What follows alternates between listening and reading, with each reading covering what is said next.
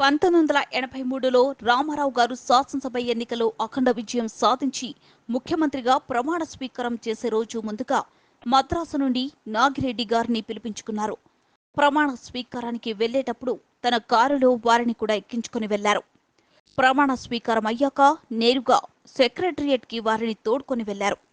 రామారావు గారు ముఖ్యమంత్రి స్థానంలో కూర్చున్నాక ఎదురుగా నాగిరెడ్డి గారిని కూర్చోబెట్టుకుని అక్కడ వారినంతా బయటికి పంపి రామారావు గారన్నారు, ఒకప్పుడు మీరిచ్చిన చేయుత వలనే నేనింతవాణ్ణయ్యాను. ఇప్పుడు ఆంధ్రదేశాన్ని జయించాను. దీనికి కారణ బిందువు మీరే.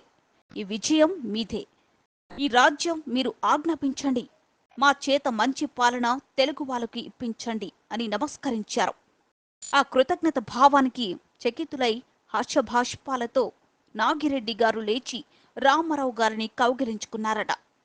లోకంలో కృతజ్ఞత అనే భావం కనుమరుగైపోతున్న ఈ రోజుల్లో రామారావు గారు చూపిన కృతజ్ఞత భావం నాగిరెడ్డి గారనే కాదు, మనల్ని కూడా చకితులం చేస్తుంది.